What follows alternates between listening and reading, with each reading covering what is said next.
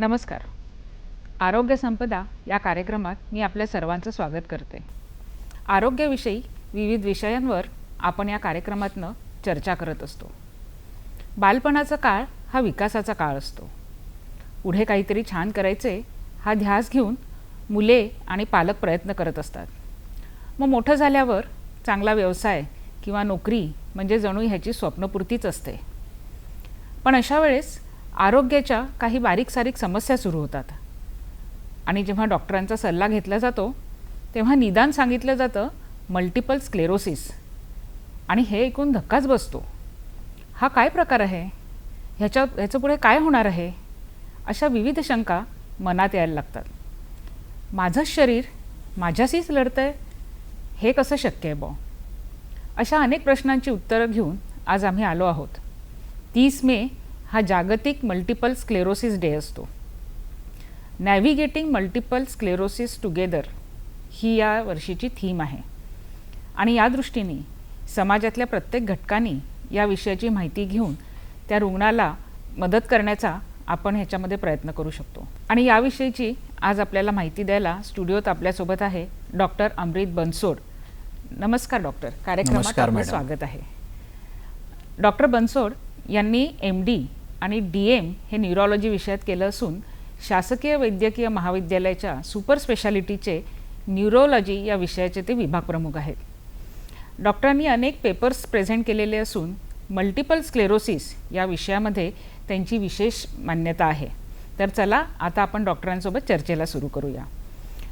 Doctor, multiple sclerosis हा एक अपरिचित किंवा सगळ्यांना माहिती नसलेला आजार आहे.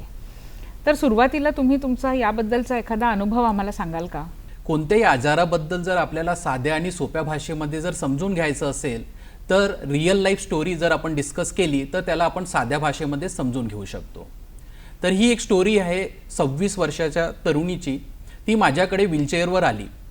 आल्यानंतर जेव्हा मी हिस्ट्री घ्यायला सुरुवात केली त्या मुलीने मला सांगितलं, सर 2 वर्षाआधी माझ्या डोळ्यामध्ये दुखू लागलं, त्यानंतर मला दिसायला त्रास झाला.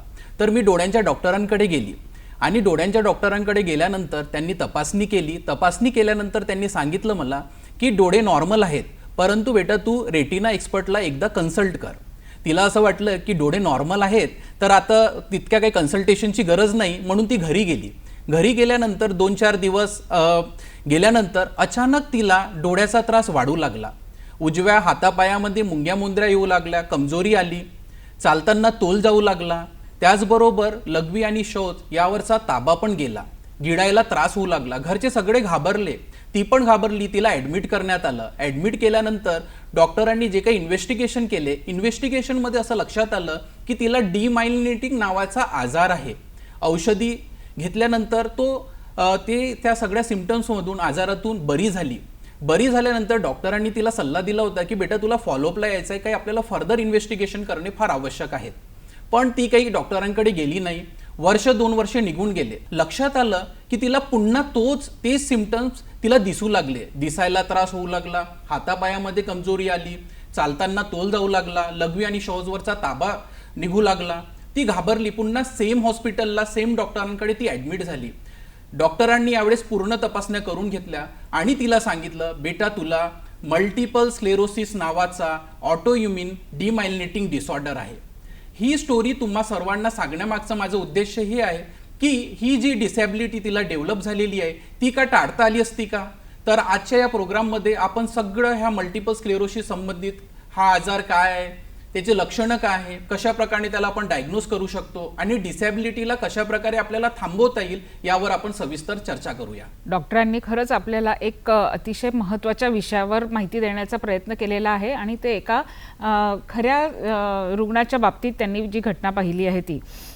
तर डॉक्टर आम्हाला हे सांगा की हा आजार सुरू कसा होतो आणि कोणता अवयव ह्याच्यामध्ये आपल्याला पहिले अफेक्ट झालेला दिसतो? मी तुम्हाला सांगितलं की मल्टिपल स्क्लेरोसिस हा ऑटोइम्युन डिमायलिनेटिंग डिसऑर्डर आहे. तर आता डिमायलिनेटिंग डिसऑर्डर म्हणजे काय? आपल्या हा नर्वस सिस्टीमशी संबंधित आजार असतो. आपल्या मेंदूमध्ये न्यूरॉन्स असतात, म्हणजे एक प्रकारचे कनेक्शन. एका भागातून दुसऱ्या भागामध्ये जर आपल्याला काही सिग्नल पाठवायचे असतील तर ते या नेटवर्किंग थ्रू जात असतात. पण हे कंडक्शन स्मूथ व्हावं म्हणून त्यावरती एक आवरण असते. त्या आवरणाला आपण मायलिन म्हणतो.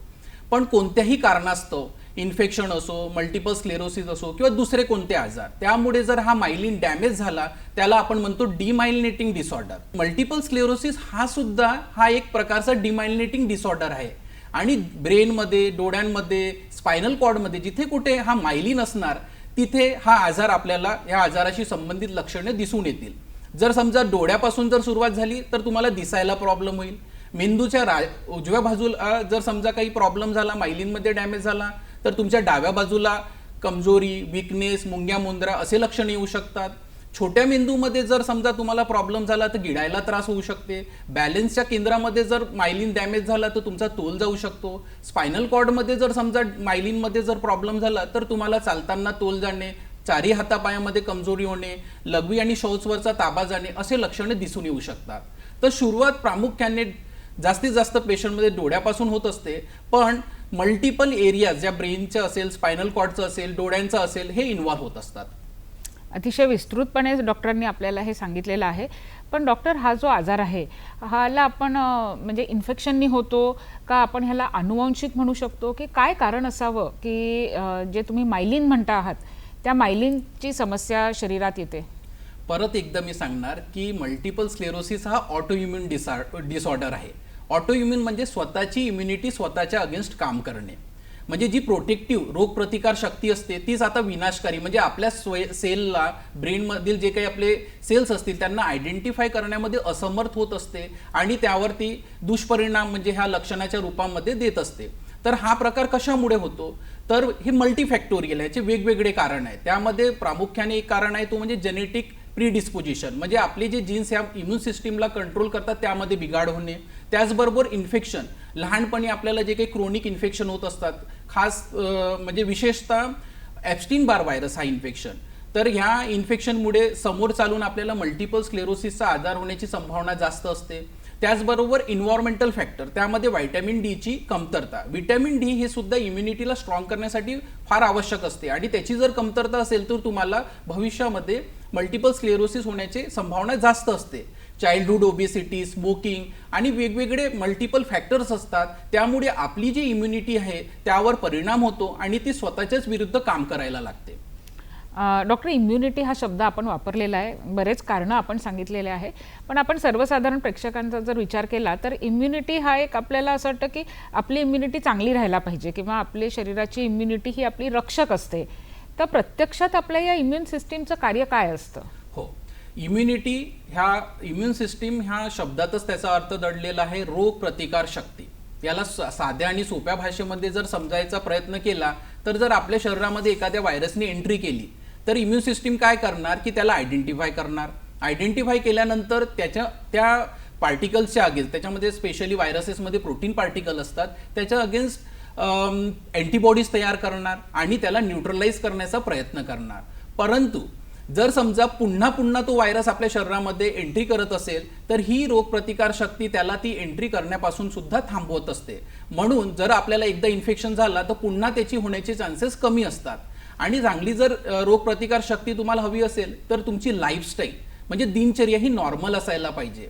त्यामध्ये वेळेवर झोपणे, पूर्ण झोप घेणे, कारण झोपेमध्ये तुमची इम्युन सिस्टीम ही स्ट्रॉंग होत असते, वेगवेगळे सेल्स तयार होत असतात आणि झोप पूर्ण झाल्यानंतर सकाळी उठल्यावर एक्सरसाइज करणे, व्यायाम करणे, सूर्यप्रकाश घेणे, वेळेवर जेवण करणे, पाणी भरपूर पिणे, बाहेरचं खाणं टाळणे, त्याचबरोबर तुम्हाला जे वाईट सवयी असतात जसं अल्कोहोल असेल, टोबॅको असेल, स्मोकिंग असेल, याचा सुद्धा इम्युनिटीवरती दुष्परिणाम होतो. म्हणून आपल्याला आपल्या लाईफस्टाईलवरती फार लक्ष देणे फार आवश्यक आहे. बोलता बोलता डॉक्टरांनी अगदी आपल्या रोजच्या व्यवहारातल्या गोष्टी अशा सांगितलेल्या आहे की ज्याची काळजी जर आपण घेतली किंवा योग्य जीवनशैलीचा जर आपण हे केला तर आपण आपली इम्युन सिस्टीम डेव्हलप करू शकतो. पण जेव्हा ही इम्युन सिस्टीम आपल्याच शरीराविरुद्ध काम करते, जसं तुम्ही म्हटलं ऑटो इम्युन, तर अशा वेळेस मग काय होतं? येस, तर मी सुरुवातीला सांगितलं स्टोरी डिस्कस करताना मल्टिपल स्क्लेरोसिस हा ऑटो इम्युन डिमायलिनेटिंग डिसऑर्डर आहे. डिमायलिनेटिंग डिसऑर्डर काय ते आपल्याला समजलेलं आहे, पण ऑटो इम्युन म्हणजे काय? इम्युनिटी तर आपल्या प्रोटेक्शनसाठी असते, ती आपली रक्षक असते, मग ती भक्षक कशी काय बनली? तर ती समजण्यासाठी आपल्याला मॉलिक्युलर मिमिक्री नावाचा कन्सेप्ट समजून घेणं फार आवश्यक आहे. मी तुम्हाला सांगितलं की जेव्हा व्हायरस आपल्या शरीरामध्ये एंटर करतो तर त्यातील जे प्रोटीन असतात त्यांना हे इम्युन सेल आयडेंटिफाय करत असतात. पण मला सांगा की जर हे प्रोटीन आणि तुमच्या शरीरातील ज्या पेशी आहेत त्याच्यातील प्रोटीन जर सारखं असेल तर मग इम्युन सिस्टीमला कन्फ्युजन होत असतो की व्हायरसचे प्रोटीन कोणते आणि आपल्या शरीरातील प्रोटीन कोणते. तर अशा वेळेस जर आपल्या इम्युन सिस्टीममध्ये त्यांना आयडेंटिफाय करणारे जे काही सिस्टीम असते ती जर डिस्टर्ब झाली तर मग आपली इम्युन सिस्टीम आपल्या पेशींना ओळखण्यामध्ये असमर्थ होत असते आणि ती त्यांना डॅमेज करते. यालाच आपण ऑटोइम्युन डिसऑर्डर म्हणतो आणि इम्युन सिस्टीम अशा प्रकारे आपल्या स्वतःच्या अगेन्स्ट काम करायला लागते. अतिशय उत्तम असं आपल्याला सांगितलेलं आहे आणि अगदी बारकाव्यासहित डॉक्टरांनी आपल्याला इम्युन सिस्टीमचं सांगितलं आहे. पण डॉक्टर, हा आजार आहे हा साधारण कोणत्या वयापासून होतो आणि एकदा लक्षणं सुरू झाले की मग ते कसे पसरतात आणि साधारण किती वेळात ते इतर ऑर्गन्सना पसरतात? खूप छान प्रश्न आहे. हा जो आजार आहे हा मिडल एज ग्रुपमध्ये प्रामुख्याने 20 ते 40च्या वयोगटामध्ये फिमेलमध्ये महिलांमध्ये याचे प्रमाण जास्त आहे आणि 15पेक्षा जर कमी वय असेल किंवा 50पेक्षा जास्त वय असेल तर ह्या वयोगटामध्ये हा कमी प्रमाणामध्ये नाहीच्या बरोबर आढळून येतो. म्हणजे जो आपलं सगळ्यात जास्त म्हणजे करिअर ज्यामध्ये आपलं आयुष्यातील मोठमोठे डिसिजन किंवा आपल्या करिअरच्या ग्रोथशी संबंधित जे काही गोष्टी असतात ते 20 ते 40च्या वयोगटामध्ये होत असतात आणि त्याच वेळेस हा आजार प्रामुख्याने होत असतो. आणि आपले जे काही स्वप्न असतात, जे काही जी मी तुम्हाला स्टोरी डिस्कस केली की ती मुलगी इंजिनियर होती आणि एका मल्टीनॅशनल कंपनीमध्ये काम करायची आणि इतकी मोठी जॉब, लग्नाचं स्वप्न, सगळं काही आता करिअरमध्ये मी हे सर्व करणार, ते होत असताना तिला तो आजार झाला आणि ती डिसेबल झाली. डिसेबिलिटी म्हणजे व्हीलचेअरवर आली आणि आता तिचे स्वप्नच राहिले. तर हा आजार ह्या वयोगटामध्ये म्हणजे जेव्हा सगळे स्वप्न आपल्या समोर असतात, आपण पुष्कळ काही विचार करत असतो, त्या दरम्यान हा प्रामुख्याने होत असतो. फिमेलमध्ये प्रामुख्याने हा जास्त प्रमाणामध्ये आढळून येतो. त्यामागील कारण आहे जेनेटिक प्रीडिस्पोजिशन, त्याचबरोबर हॉर्मोनल फॅक्टर्स आणि स्ट्रॉंग इम्युनिटी. महिलांची जी इम्युनिटी असते ती स्ट्रॉंग असते आणि त्यामुळे जर त्यामध्ये जर काही बदल झाला तर ती जास्त वेगाने आणि जास्त प्रमाणामध्ये त्यामध्ये डॅमेज करू शकते. म्हणून ऑटोइम्युन डिसऑर्डर हे प्रामुख्याने महिलांमध्ये जास्त प्रमाणामध्ये आढळून येतात. डॉक्टर, आपण सांगता आहेत की ह्याची सहसा सुरुवात जी आहे ती 25 वर्षाच्या आसपास होत असते. पण मग लहानपणापासून या वयापर्यंत आपल्याला काही संकेत मिळतात का किंवा काही लक्षणं असे दिसून येतात का किंवा कुठल्या गोष्टींची काळजी घ्यायला पाहिजे की तुम्ही जसं म्हणताय की जेनेटिक प्रीडिस्पोजिशन पण आहे आणि वातावरणाचा पण ह्याच्यामध्ये प्रभाव आहे, तर मग काय लक्षणं किंवा काय संकेत असतील किंवा काय ज्याला आपण रिस्क फॅक्टर म्हणतो ते असतील की ज्याद्वारे आपल्याला ह्याचं प्रिव्हेन्शनचा विचार करता येईल? हो, लहानपणामध्ये तर असे काही संकेत दिसून येत नाही की ज्याच्याने आपण याला अर्ली डिटेक्ट करता येतील. याचं जे प्रेझेंटेशन आहे, ज्या लक्षणावरून आपण याला आयडेंटिफाय करतो, लहान अवस्था असो किंवा मिडल एज ग्रुप असो किंवा एल्डरली पेशंट असतील, सगळ्यांमध्ये याचं प्रेझेंटेशन एकसारखंच असते. जे लक्षणं आपण याआधी ऑलरेडी डिस्कस केलेले आहेत, जसं डोळ्याला दिसायला प्रॉब्लेम होणे, चालताना तोल जाणे, हातापायामध्ये मुंग्या मुंद्रा येणे, कमजोरी येणे, तर हे लक्षणं म्हणजे यांचं प्रेझेंटेशन सारखंच असणार. पण जेनेटिक प्रीडिस्पोजिशन यासाठी काही अशी म्हणजे आपल्याकडे स्क्रीनिंग टेस्ट अवेलेबल सध्या तरी नाही की ज्याला आपण अर्ली डिटेक्ट करता येईल. पण मला असं वाटते की यांचे जे क्लिनिकल सिनॅरिओ म्हणजे याचे जे लक्षण आहे त्या लक्षणांना आयडेंटिफाय करून आपण याला अर्ली डिटेक्ट करता येईल. मल्टिपल स्क्लेरोसिस सारखा आजार आणि त्याची माहिती ही डॉक्टर आपल्याला यापुढे देतच राहणार आहे, परंतु सध्या वेळ झाली आहे का विश्रांतीची. भेटूया नंतर लगेच.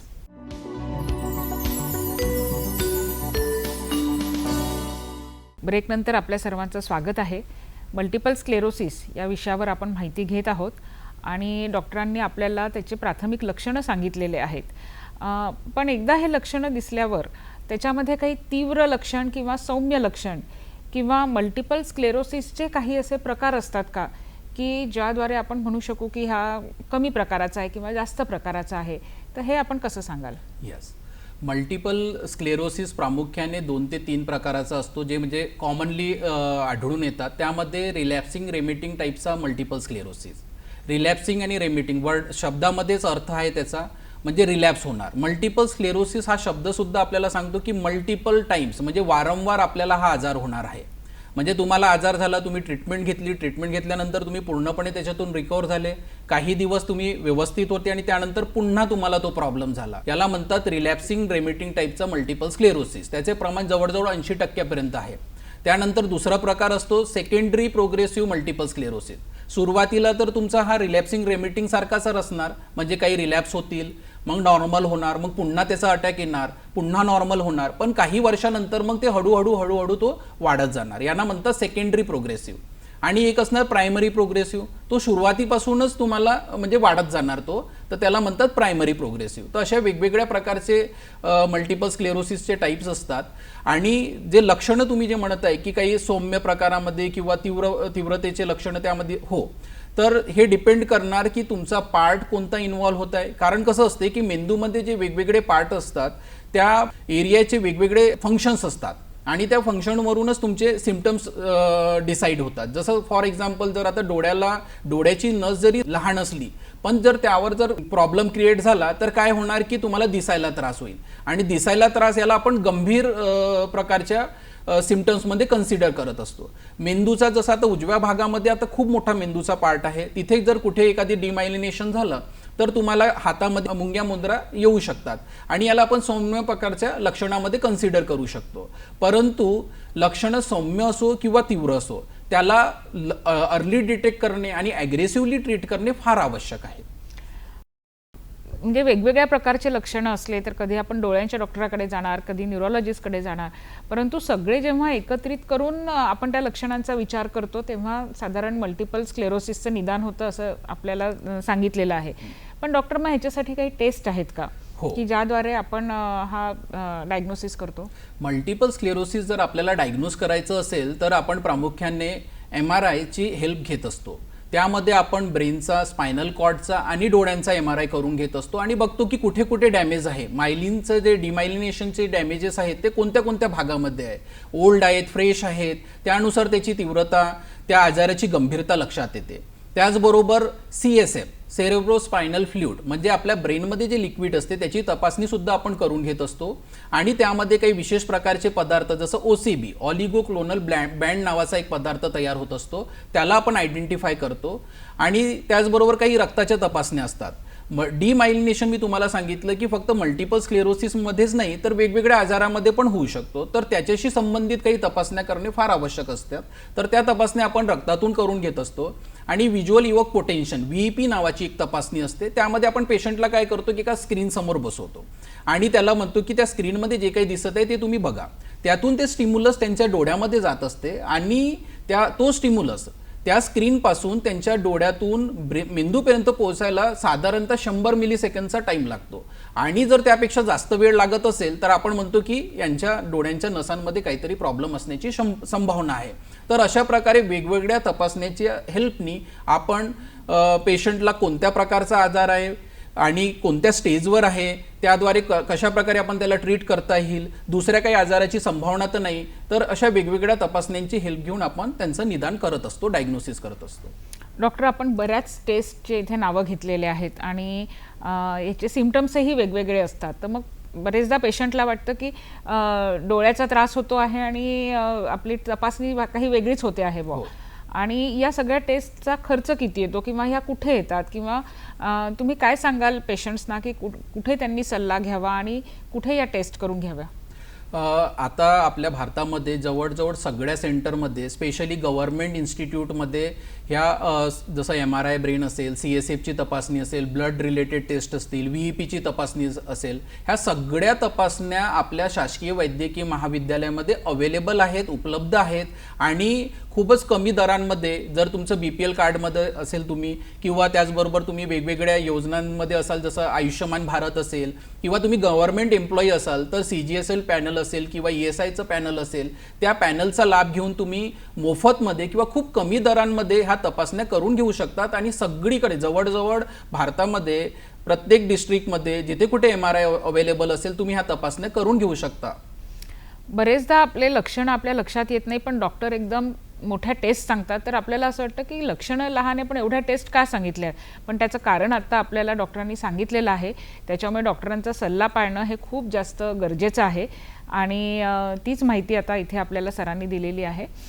डॉक्टर, हा जो आजार आहे हा आजार कुठल्या दुसऱ्या आजाराशी म्हणजे असं कन्फ्यूज होऊ शकतो का की हा पण आहे का हा पण आहे, मग त्याच्यासाठी आपण कसं लक्षात घेता की कुठल्या टेस्ट करायच्या किंवा काय सांगायचं पेशंटला अशा वेळेला? हो, तर मल्टिपल स्क्लेरोसिसचं जे प्रेझेंटेशन असते, हा आजार कसा आहे अचानक सुरू होतो आणि हळूहळू स्प्रेड होतो. जसं आता समजा तुम्हाला डोळ्याचा प्रॉब्लेम झाला तर तुम्ही काय करणार, साहजिकच आहे डोळ्यांच्या डॉक्टरांकडे जाणार. डोळ्यांच्या डॉक्टरांकडे जी मी स्टोरी सांगितली त्या स्टोरीमध्ये पण मुलगी डोळ्यांच्या डॉक्टरांकडे गेली आणि त्यांनी अचूक निदान केलं की बेटा तुला डोळ्यांचं नाही, तू रेटिनाच्या डॉक्टरांना दाखव. हे डोळ्यांच्या डॉक्टरांमध्ये सुपर स्पेशालिस्ट असतात, पण त्या मुलींनी ते अवॉइड केलं. तर मला असं वाटते की जे डॉक्टर आपल्याला सल्ला देतात ते फार महत्त्वाचं असते. जर त्या मुलींनी जर रेटिना एक्सपर्टकडे जर ती गेली असती तर वेळेवर आपल्याला निदान करता आलं असतं. तर कॉम्बिनेशन ऑफ सिम्पटम्स, जर तुम्हाला डोळ्यांचे जर लक्षणं असतील, डोळ्यांच्या डॉक्टरांकडे गेल्यानंतर जर त्यांनी म्हटलं की डोळा नॉर्मल आहे, तर डोळ्यांचा कंट्रोल हा ऑप्टिक नर्व, ही सेकंड जे क्रेनियल नर्व असते ती मेंदूतून निघत असते. तर म्हणून मेंदूच्या डॉक्टरांना दाखवणं फार आवश्यक असते किंवा रेटिना एक्सपर्टला पण तुम्ही कन्सल्ट करू शकता.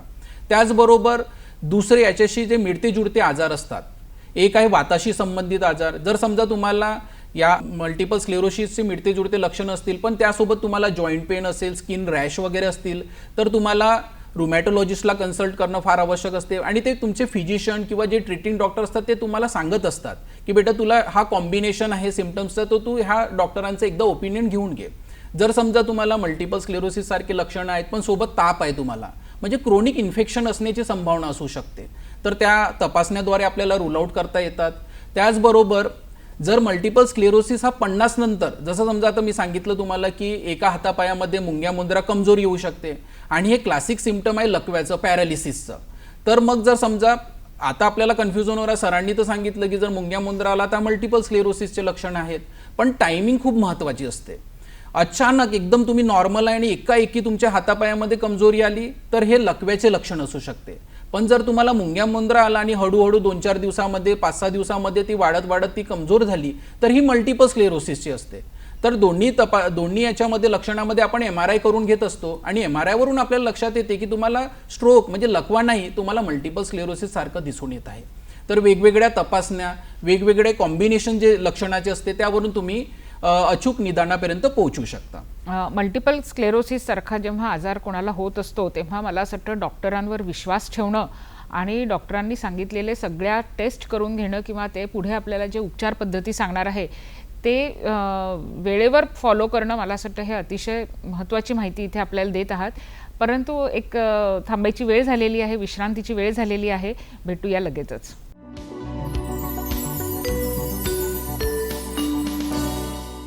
विश्रांतीनंतर आपल्या सगळ्यांचं स्वागत आहे. आज आपण मल्टिपल स्क्लेरोसिस या विषयावर चर्चा करत आहोत आणि याच्यावर माहिती सांगण्यासाठी आज आपल्यासोबत आहे डॉक्टर अमृत बनसोड सर. डॉक्टर, हा जो डायग्नोसिस किंवा निदान आहे, जेव्हा तुम्ही रुग्णाला सांगता, म्हणजे जसं आता 25 वर्षाचा रुग्ण आहे तर तो स्वतः पण माहिती असतं त्याला की आपल्याला काय होतं आहे, तसंच त्याच्या पालकांना किंवा कुटुंबाला तुम्ही सांगता तर त्यांची काय प्रतिक्रिया असते आणि मग तुम्हाला कसं त्यांचं सांत्वन करावं लागतं?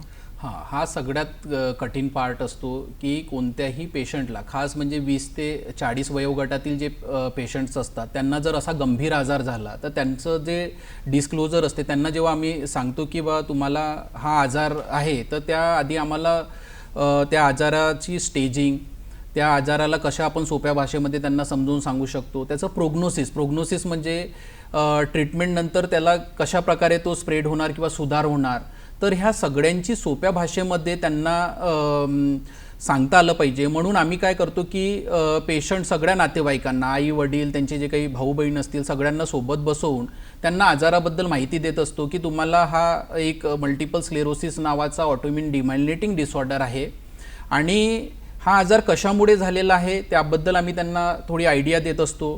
त्याचबरोबर त्याला आपण डिटेक्ट कसं केलेलं आहे, समोर याची ट्रीटमेंट आपण कशी करूया आणि ट्रीटमेंट करताना कोणकोणते पार्ट, म्हणजे जर अचानक अटॅक आला तर कशा प्रकारे त्याला आपल्याला थांबवायचं आहे, त्याला प्रिव्हेंट कसं करायचं आहे डिसीज मॉडिफाईंग थेरपीनी. त्याचबरोबर वेगवेगळ्या प्रकारे जर तुम्हाला विकनेस असेल तर त्यामध्ये फिजिओथेरपी. कारण कसं आहे की पेशंटला कोणालाही जर कोणता आजार झाला तर त्यांचा सगळ्यात पहिला प्रश्न असतो की इज इट क्युरेबल, म्हणजे हा पूर्णपणे बरा होणार का.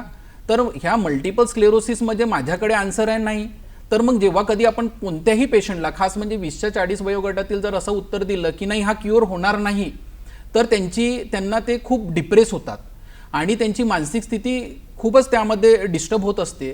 तर आपल्याला त्यांना सपोर्ट देणे, त्यांना कॉन्फिडन्समध्ये घेणे. आणि तुम्ही कॉन्फिडन्समध्ये कसे घेणार की तुम्ही त्यांना असलेल्या आजाराबद्दल अचूक जेव्हा तुम्ही त्यांना जानकारी देणार, इन्फॉर्मेशन देणार आणि त्यामध्ये त्या आजाराशी संबंधित जे काही लेटेस्ट म्हणजे इन्व्हेस्टिगेशन असेल, ट्रीटमेंट असेल, ते आपल्याकडे उपलब्ध आहे आणि त्या ट्रीटमेंटच्या सहाय्याने, हेल्पने आपण त्याला पूर्णपणे रेमिशन म्हणजे सिम्पटम्स फ्री करू शकतो. आणि तुम्ही तुमचं जे डेली रुटीन आहे, तुमची जे जीवनशैली आहे ती तुम्ही नॉर्मल लोकांसारखे त्यांना कंटिन्यू करू शकता. जेव्हा तुम्ही पेशंटला अशा प्रकारे पूर्ण त्या आजाराबद्दल इन्फॉर्मेशन देता तेव्हा त्यांना पण म्हणजे कॉन्फिडन्स डेव्हलप होत असतो की नाही, आम्ही आजार कितीही गंभीर असला तरी सरांनी आम्हाला पूर्ण डिटेलमध्ये व्यवस्थित सांगितलेलं आहे. इव्हन लेटेस्ट म्हणजे जे काही अपडेट असतील त्या आजाराबद्दल ते पण सुद्धा आम्हाला सांगितलेलं आहे आणि मी याच्यातून बरा होऊ शकतो आणि मी माझं रुटीन कार्य पूर्णपणे नॉर्मल करू शकतो. आणि त्यामध्ये कसं आहे की आजार हा वारंवार होणारा असतो, म्हणून पेरेंट्स म्हणजे जे त्यांचे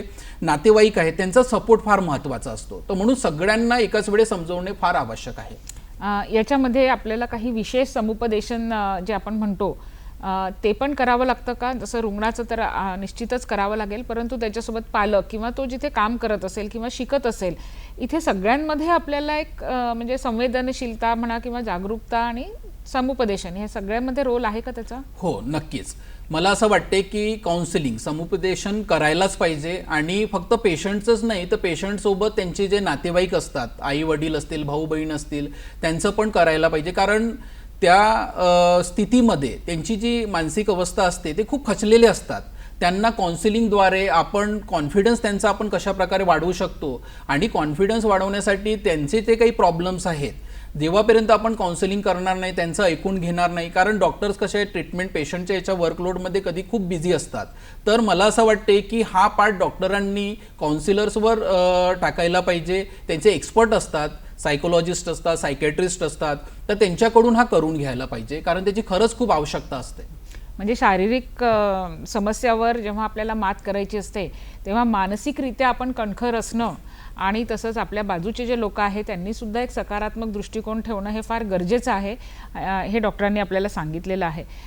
डॉक्टर, आता आपण हे निदान झालेलं आहे किंवा काही टेस्ट तुम्ही सांगितले त्या केलेल्या आहे. आता पुढची जी स्टेप आहे ती म्हणजे उपचाराची. तर नेमका ह्याच्यावर उपचार काय असतो? हो, तर मल्टिपल स्क्लेरोसिसमध्ये आपण हा उपचार 2 पार्टमध्ये डिवाइड केलेला आहे. जर समजा तुम्हाला अचानक जर कमजोरी आली, डायग्नोसिस तुमचं झालेलं आहे आणि अचानक जर तुम्हाला कमजोरी झाली, तर काय करतो आपण त्यामध्ये की एक एक्यूट लाईन ऑफ मॅनेजमेंट म्हणतात की त्यामध्ये काही वेगवेगळ्या औषधी असतात. मेथिल प्रेडनिसोलॉल असेल, IVIG नावाची औषध असेल, प्लाझ्मा एक्सचेंज म्हणजे डायलिसिस सारखी एक प्रोसिजर असते ज्याच्यातून आपल्या शरीरातून ह्या अँटीबॉडीज आपण बाहेर काढत असतो. तर ही ट्रीटमेंट लगेच पेशंटला देणे फार आवश्यक असते आणि याचा कोर्स साधारणतः 7 ते 14 दिवसाचा असतो. गव्हर्नमेंट शासकीय वैद्यकीय महाविद्यालयामध्ये ह्या सगळ्या प्रकारच्या ट्रीटमेंट फॅसिलिटीज अवेलेबल आहेत. सुरुवातीला जसं मी सांगितलं मेथिल प्रेडनिसोलॉन ही तर स्वस्त ट्रीटमेंट आहे, पण IVIG आणि प्लाझ्मा एक्सचेंज ही महागडी ट्रीटमेंट आहे. म्हणून तुम्ही जर गव्हर्नमेंट शासकीय वैद्यकीय महाविद्यालयामध्ये जर कन्सल्ट करत असाल तर तुम्हाला मोफतमध्ये किंवा खूपच कमी दरामध्ये ही ट्रीटमेंट सुविधा मिळू शकते.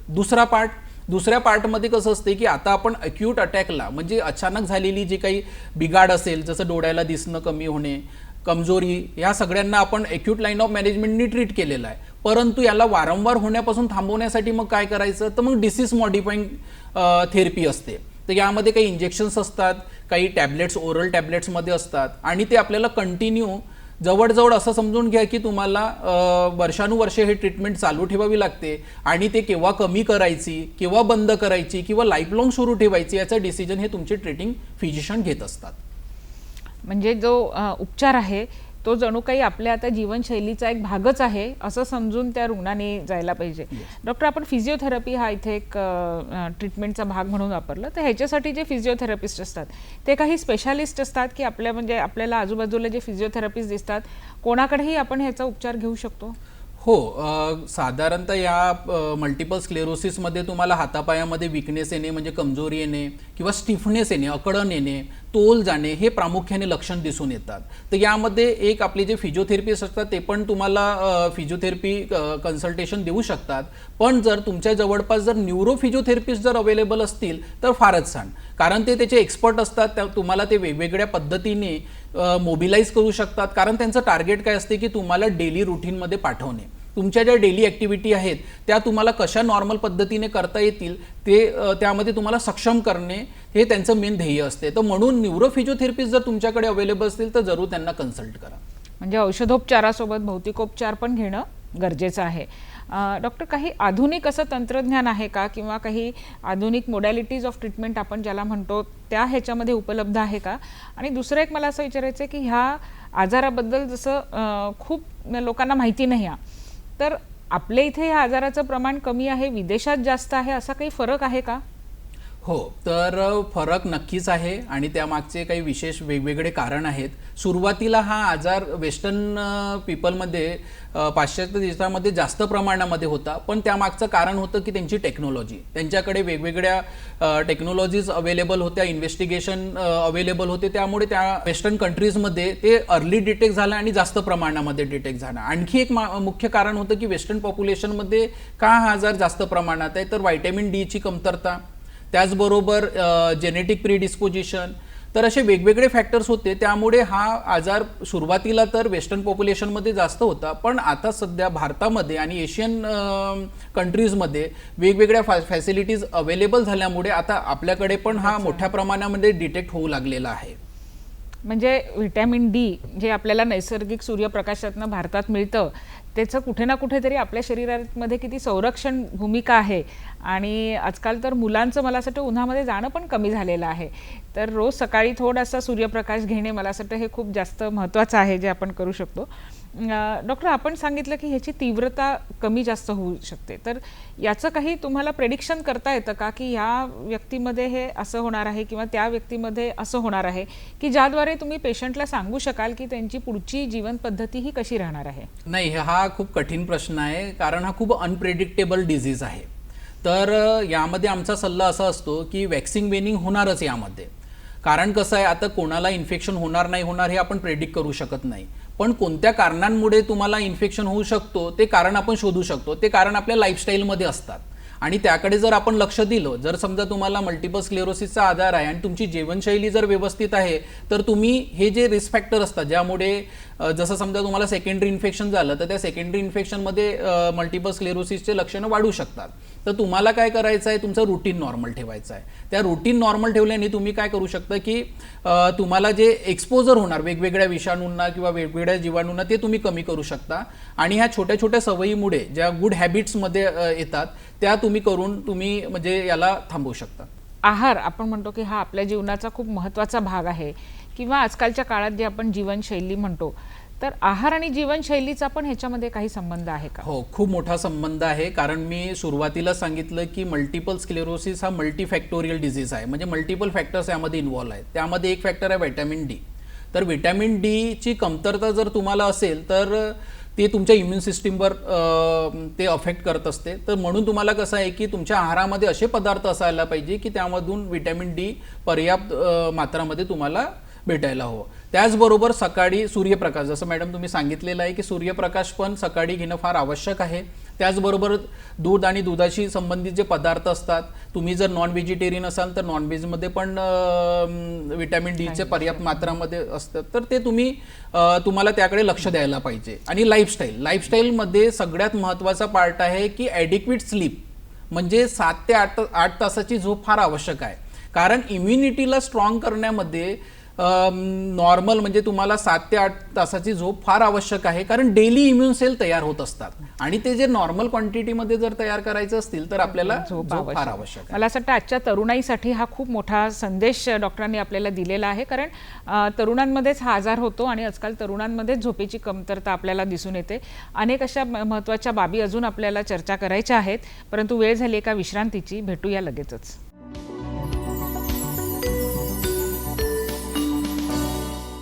विश्रांतीनंतर आपल्या सर्वांचं पुन्हा एकदा स्वागत आहे. डॉक्टर, या आजाराचं स्वरूप आपण सांगितलं, एक तर तरुण मुलांमध्ये होतो, बरेच दिवस आपल्याला त्या आजाराचा सामना करावा लागतो. मग अशा वेळेस पालकांची तर भूमिका आहेच, कुटुंबाची, परंतु समाजाची काही त्याच्यामध्ये भूमिका आहे का, किंवा यांना मदत मिळावी ह्यासाठी काही कायदा अस्तित्वात आहे का? कायदा आता यामध्ये एक रिव्हिजन करण्यात आलेला आहे. डिसॅबिलिटी जो ॲक्ट असतो, तर हा आजार कसा आहे, क्रोनिक आजार असल्यामुळे जर समजा ट्रीटमेंट व्यवस्थित आपण नाही केली किंवा लेट डिटेक्शन झालं तर त्यामध्ये काय होत असते की पेशंटला डिसॅबिलिटी डेव्हलप होते. मग डिसॅबिलिटी डेव्हलप झाल्यामुळे डिसॅबिलिटीचे जे काही आपल्याला सर्टिफिकेशन जर करायचं असेल तर सुरुवातीला 7 आजार त्यामध्ये इन्क्लूड होते, पण आता त्याची रिव्हिजन करण्यात आलेली आहे आणि 22 आजार त्यामध्ये इन्क्लूड करण्यात आले आहे. तर त्यामध्ये 2 न्यूरोलॉजिकल आजार, एक पार्किन्सन डिझीज आणि मल्टिपल स्क्लेरोसिसचा सुद्धा इन्क्लूड करण्यात आलेला आहे. तर मल्टिपल स्क्लेरोसिस आता हा डिसॅबिलिटी ॲक्टमध्ये आलेला आहे आणि त्याद्वारे आपण त्यांना, जर त्यांची डिसॅबिलिटी 40% जास्त असेल तर ते वेगवेगळ्या बेनिफिट घेऊ शकतात, कारण वेगवेगळ्या गव्हर्नमेंटच्या स्कीम असतात, जसं गव्हर्नमेंटची जॉब असेल, सरकारी नोकरी असेल किंवा वेगवेगळे स्कीम्स असतात, त्यामध्ये ते त्यांचा बेनिफिट घेऊ शकतात. आणि कायदा बेसिकली कसा असतो की कोणी वाईट काम करू नये म्हणून कायदा असतो, पण जर समजा कोणत्या समाजाची, कोणत्या सोसायटीची जर आपल्याला आकलन करायचं असेल की ही सोसायटी, हा समाज प्रगत आहे, तर त्यांचा महिलांप्रती आणि डिसेबल प्रती त्यांचा दृष्टिकोन कसा आहे यावरून आपण एक अंदाज लावू शकतो की ही सोसायटी किती प्रगत आहे. तर मला वाटते हा दृष्टिकोन डेव्हलप करण्यासाठी कोणत्या कायद्याची गरज नाही आहे. तुम्हाला जर कोणत्या जे डिसेबल असतील त्यांची मदत करण्यासाठी हा तुमच्या स्वतः मनातून विचार यायला हवा की नाही. जसं समजा फॉर एक्झाम्पल आपण कोणत्या ट्रेनमध्ये किंवा कोणत्या बसमध्ये प्रवास करत आहोत, तिथे आपल्याला कोणता डिसेबल जर व्यक्ती दिसला त्यांना आपण स्वतःहून आपण म्हणायला पाहिजे की तुम्ही इथे बसा, आणि यासाठी कोणत्या कायद्या किंवा कोणत्या नियमाची गरज नाही. तर हे आपल्या संस्कृतीमध्ये तर सुरुवातीपासूनच आहे, ते आपल्याला पुन्हा मला वाटते एकदा लक्षात आणून देण्याची वेळ आहे. म्हणून कायद्याचं काम आहे, जेव्हा आपल्याला विसर पडतो तर तेव्हा कायदा आपल्याला आणून त्याची ते फॅसिलिटी त्यांना देणं फार आवश्यक असते. म्हणून आता रिव्हिजन करण्यात आलेली आहे आणि त्या रिव्हिजनमधून आता आपण त्यांना बेनिफिट देऊ शकतो. पण त्याचबरोबर अवेअरनेस, हा प्रोग्रामचा जो मेन उद्देश आहे की आपल्या सगळ्यांमध्ये अवेअरनेस, मग ते महिला असतील किंवा डिसेबल असतील, त्यांना आपल्याला प्राधान्य देणे फार आवश्यक आहे. सामाजिक संवेदनशीलता ही खरोखर आजची गरज आहे, आणि विशेषतः जेव्हा कुठल्या दिव्यांग व्यक्तीसोबत आपण असतो तेव्हा मला असं वाटतं ही संवेदनशीलता आपल्यामध्ये असणं खूप जास्त गरजेचं आहे. परंतु जसं आता आपण कायदा म्हणतो, तर मग ह्याच्यासाठी, या कायद्यामध्ये येण्यासाठी किंवा त्याचे बेनिफिट मिळण्यासाठी यांना कुठल्या कार्डची किंवा सर्टिफिकेटची गरज असते का, आणि मग हे कुठे काढून मिळतं? हो, तर मी शासकीय वैद्यकीय महाविद्यालयामध्ये कार्यरत आहे. आमच्या ह्या मेडिकल कॉलेजमध्ये एक डिसॅबिलिटी बोर्ड आहे. तुम्ही तिथे कन्सल्ट करू शकता. कन्सल्ट केल्यानंतर ते तुम्हाला एक फॉर्म भरून देतील आणि त्यानंतर वेगवेगळे जे डिपार्टमेंट त्याच्याशी संबंधित असतील त्यांच्याकडे पाठवतील. जर तुम्हाला डोळ्याशी संबंधित प्रॉब्लेम असेल, ब्रेनशी संबंधित असतील, ते डोळ्यांच्या डॉक्टरांचा, मेंदूच्या डॉक्टरांचं ओपिनियन घेणार. तुम्हाला सोबत येताना सगळे जुने कागदपत्रे सोबत घेऊन यायची आहेत आणि एकदा तपासणी झाल्यानंतर ते तुमचं एक डायग्नोसिस देतात. डायग्नोसिस केल्यानंतर तुम्हाला मेडिकल बोर्डसमोर उपस्थित व्हायचं आहे. ते तुमची डिसॅबिलिटीला क्वांटिफाय करतील, किती पर्सेंटेज आहे, आणि त्यानुसार तुम्हाला ते UDID card, unique disability identification card तुम्हाला ते प्रदान करतील किंवा ते तुम्हाला देतील. ही खूप महत्त्वाची माहिती डॉक्टरांनी आपल्याला सांगितलेली आहे, आणि मला असं वाटतं जे मल्टिपल स्क्लेरोसिसचे स्वतः रुग्ण असतील किंवा तुमच्या माहितीमध्ये कोणी तसे रुग्ण असतील तर त्यांना ही माहिती देणं खूप जास्त गरजेचं आहे.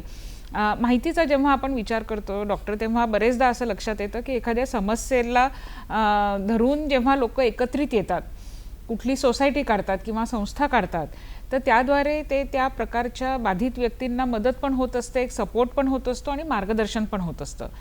तर मल्टिपल स्क्लेरोसिस सारख्या आजारासाठी सुद्धा अशी काही संस्था आहे का, किंवा ज्याच्याद्वारे पालकांना किंवा रुग्णाला माहिती मिळू शकते, सपोर्ट मिळू शकतो? हो, तर मल्टिपल स्क्लेरोसिसशी संबंधित मी 2 ऑर्गनायझेशनबद्दल तुम्हाला माहिती देणार आहे. कारण हा कसा क्रोनिक आजार असल्यामुळे यामध्ये ट्रीटमेंटची कॉस्ट असेल, याबद्दल अवेअरनेस असेल, जर डिसेबल असेल तर त्यांना फिजिओथेरपी असेल, काउन्सिलिंगचा पार्ट असेल, ह्या वेगवेगळ्या पार्टमध्ये जे ट्रीटमेंट असते ती अवेलेबल करून देण्यासाठी खूप संस्था अवेलेबल आहे. पण त्यामध्ये एक प्रामुख्याने जी संस्था खूप वर्षापासून काम करत आहे ती multiple sclerosis society of India. ती सोसायटी प्रामुख्याने या डिझीजबद्दल, या आजाराबद्दल अवेअरनेस प्रोग्राम कंडक्ट करत असते. त्याचबरोबर फ्री काउन्सिलिंग, फिजिओथेरपीचे सेशन, त्याचबरोबर औषधी, ज्या काही महाग औषधी असतात त्यासुद्धा त्या उपलब्ध करून देत असतात. आणि आमची जी नागपूरची सोसायटी आहे, न्यूरोलॉजिकल नागपूर न्यूरो सोसायटी, त्यामध्ये पण आम्ही वेगवेगळ्या जसं आता आज वर्ल्ड मल्टिपल स्क्लेरोसिस डे आहे, तर याबद्दल आम्ही जसा हा अवेअरनेस प्रोग्राम कंडक्ट केलेला आहे, त्याद्वारे आम्ही याची अवेअरनेस म्हणजे आजाराबद्दलची जी माहिती आहे ते सामान्य भाषेमध्ये लोकांना, म्हणजे हा आजार कसा आपल्याला आयडेंटिफाय करता येईल, कोणकोणत्या डॉक्टरांना आपल्याला कन्सल्ट करायचं आहे, ट्रीटमेंट कुठे मिळणार, डिसेबिलिटी झाली तर डिसेबिलिटी कार्ड आपण कुठून काढू शकतो, वेगवेगळे बेनिफिट कसे घेऊ शकतो. आणि हा टीमवर्क आहे, पूर्ण टीमला मिळून काम करायचं आहे. त्यामध्ये समाजाचा, सोसायटीचा सुद्धा रोल आहे. आणि खरंच मला असं वाटते त्यांचं कौतुक करायला पाहिजे की ते समोर येऊन आपल्याला या आजारामध्ये मदत करत आहेत. व्यक्ती असो, रुग्ण असो किंवा समाज असो, कुटुंब असो, या सगळ्यांनी मिळून जर प्रयत्न केला तर मला असं वाटतं आपण या असाध्य रोगावर सुद्धा मात करू शकतो. वेळ झाली एका ब्रेकची, भेटूया लगेचच.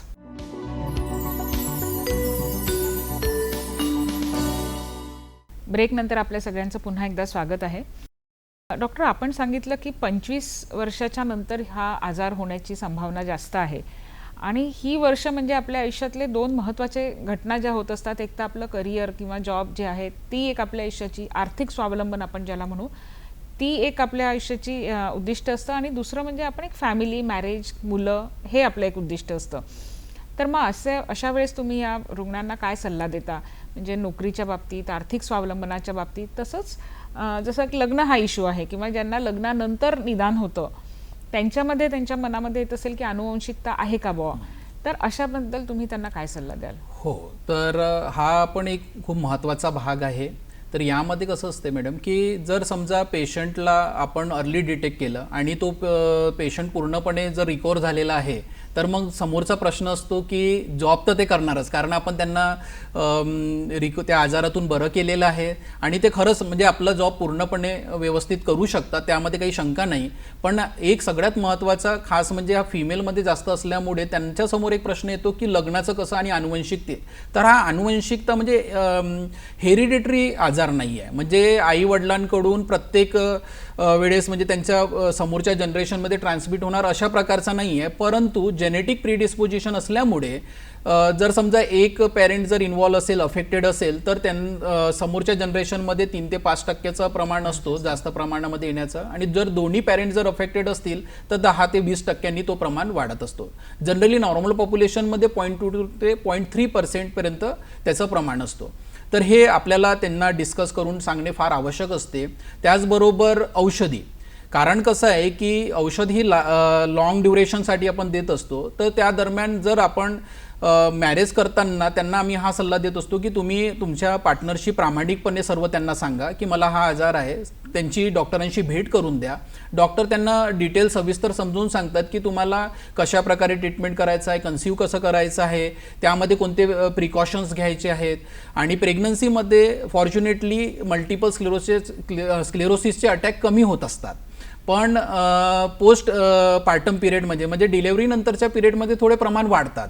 म्हणून औषधी केव्हा सुरू करणे, केव्हा कमी करणे, हा जो डिस्कशनचा जो पार्ट असतो तो वेळेवर करून घेणे फार आवश्यक असते. तर हा हेरिडिटरी आजार नाही आहे, यामध्ये नक्कीच जेनेटिक प्रीडिस्पोजिशन आहे आणि ते त्यांना व्यवस्थितपणे दोघांनाही म्हणजे हजबंड आणि वाईफला समजून सांगणे फार आवश्यक असते. आणि अशा प्रकारे जर आपण त्यांची प्रॉपर काउन्सिलिंग केली, मार्गदर्शन केलं, तर तो जो हा मॅरेजचा जो पार्ट असतो म्हणजे लग्नानंतरचा जो पार्ट असतो ते पण ते व्यवस्थितपणे सांभाळू शकतात. खूप महत्त्वाचं आहे, कारण एक आर्थिक स्वावलंबन ही प्रत्येक व्यक्तीची गरज आहे आणि इथे तर बाकी पण खर्च तुम्हाला भरपूर असतात. त्याच्यामुळे काही का होईना पण कुठला तरी जॉब करतील किंवा आजकाल जसं कॉम्प्युटरच्या संबंधित आहे की घरी बसल्या बसल्यासुद्धा तुम्ही काही ना काही जॉब करू शकता. आणि तसंच लग्न हा पण एक विषय आहे, त्याच्या संबंधात पण आपल्याला डॉक्टरांनी खूप माहिती दिलेली आहे. पण मला असं वाटतं डॉक्टर या सगळ्यामध्ये समुपदेशन हे खूप महत्त्वाचं आहे. कारण या सगळ्या ह्याच्यातनं व्यक्ती म्हणा किंवा कुटुंब म्हणा एका ताणतणावाच्या ह्याच्यातनं जात असतं. तर ताणतणावाचा पण या आजारावर काही परिणाम होतो का? हो. आणि हे सगळं मॅनेज करताना तुमचा समुपदेशनाचा आणि पालकांचा काय रोल आहे? हो, यामध्ये कसं आहे, कोणताही जर क्रोनिक आजार असेल, क्रोनिक आजार म्हणण्यापेक्षा फॅमिलीमध्ये कधी पण जर समजा असं आपल्या लक्षात आलं की आपल्या लक्षात येत आहे की आपल्याला कोणता तरी आजार आहे, तर तो व्यक्ती खचतो. मग साधं जर तुम्हाला कोणी सांगितलं की तुम्हाला ब्लड प्रेशर आहे, डायबिटीज आहे, तेव्हासुद्धा आपल्याला असं वाटते की आता आपल्याला लाईफलॉंग औषधी घ्यायची आहे. तर तेव्हा कसं आहे की आपण ह्या पार्टला इग्नोर करतो. बीपीच आहे तुला, शुगर आहे, काही नाही होत, तर अशातला भाग नाही आहे. मला वाटते छोट्या छोट्या गोष्टीकडे लक्ष द्यायला पाहिजे. त्यांचं जे काही आहे, हा जो पार्ट आहे हा मेंटल स्ट्रेसशी संबंधित आहे आणि हे काउन्सिलिंगतून म्हणजे त्यांचं समुपदेशन करून आपण लक्षात घेऊ शकतो. म्हणून त्याचे जे एक्सपर्ट आहेत, काउन्सिलर्स जे असतात, सायकॅट्रिस्ट जे असतात, सायकोलॉजिस्ट जे असतात, त्यांच्याकडे एकदा तरी ह्या पेशंटला त्यांच्या नातेवाईकांना, आईवडिलांना पाठवणे फार आवश्यक आहे. कारण कसं असते, पेशंट नेहमीच प्रत्येक वेळा तुम्हाला प्रत्येक गोष्टी डिस्कस करत नसतो. पण जेव्हा तुम्ही त्यांना कम्फर्टेबल स्टेजमध्ये पोहोचवता, त्यानंतर ते तुम्हाला हळूहळू सगळे त्याच्याशी संबंधित प्रॉब्लेम सांगतात. आणि जेव्हा ते प्रॉब्लेम सांगतात तेव्हा तुम्हाला लक्षात येते की ह्या आजारांनी त्यांना किती अफेक्ट केलेला आहे, किती तो त्या आजारांनी मेंटल स्ट्रेसमध्ये आहे. तर म्हणून एक क्वालिटी लाईफ जर आपल्याला त्यांना द्यायची असेल तर ह्या मेंटल कोणत्याही आजाराशी संबंधित असलेला मेंटल स्ट्रेस, मानसिक तणाव याला ॲड्रेस करणे फार आवश्यक आहे. आणि त्याचे जे तज्ज्ञ असतात त्या तज्ज्ञांकडेच पाठवणं फार आवश्यक आहे. डॉक्टर, जागतिक मल्टिपल स्क्लेरोसिस डे या निमित्ताने आज आपण इथे चर्चा केलेली आहे. आणि जाता जाता आपण आज प्रेक्षकांना काय संदेश द्याल? माझा सल्ला फारच सोपा आहे. जर आपल्याला अर्ली डायग्नोसिस करायचं असेल, अर्ली निदान करायचं असेल, तर त्यासाठी जे आपले डॉक्टर आपल्याला सल्ला देतात, जसं तुम्ही डोळ्यांच्या डॉक्टरांकडे गेले आणि त्यांनी म्हटलं की तुम्हाला रेटिना एक्सपर्टला दाखवायचं आहे, तर त्याला इग्नोर करू नका. तुमच्या फिजिशियननी जर तुम्हाला म्हटलं की नाही तुम्हाला न्यूरोलॉजिस्टला दाखवायचं आहे, यामध्ये आम्हाला काहीतरी थोडं गंभीर आजाराचे लक्षण देत आहे, जरी सिम्पटम्स माइल्ड असले तरीसुद्धा तुम्ही न्यूरोलॉजिस्टला एकदा कन्सल्ट करा. तुम्हाला असं वाटलं की माझ्या क्षमतेमध्ये नाही आहे, खर्च झेपत नाही आहे, तर मग तुम्ही गव्हर्नमेंट शासकीय न्यूरोलॉजी डिपार्टमेंटला सुद्धा व्हिजिट करू शकता. तिथे मोफत सर्व सुविधा कमी दरामध्ये अवेलेबल आहेत, त्याचा तुम्ही लाभ घेऊ शकता. कारण अर्ली डायग्नोसिसनी तुम्ही डिसॅबिलिटीला पूर्णपणे थांबवू शकता. कारण जे आपण केस डिस्कस केलेली आहे त्या केसमध्ये आपल्याला लक्षात आलं की जर समजा त्या मुलीने जेव्हा डोळ्यामध्ये प्रॉब्लेम होता तेव्हा जर रेटिना एक्सपर्ट, न्यूरोलॉजिस्टचं जर ओपिनियन घेतलं असतं तर कदाचित ती डिसॅबिलिटीपासून वाचली असती. आणि लाईफस्टाईल मॉडिफिकेशन खूप महत्त्वाचा भाग आहे. Stress management is also very important. म्हणून कंबाईन होलिस्टिक अप्रोच आपल्याला करायला पाहिजे आणि सगळ्या गोष्टींकडे लक्ष देणं फार आवश्यक आहे. योग्य जीवनशैली, डॉक्टरांवर विश्वास आणि एक दृढ निश्चय या तिन्हीचा जर आपण वापर केला तर मला असं वाटतं मल्टिपल स्क्लेरोसिस सारख्या आजारावर आपण निश्चितच मात करू शकू. आपण वेळात वेळ काढून आज इथे आलात आणि आमच्या प्रेक्षकांना इतकी छान माहिती दिली त्याच्याबद्दल नागपूर दूरदर्शनतर्फे मी आपले आभार मानते. धन्यवाद. नमस्कार.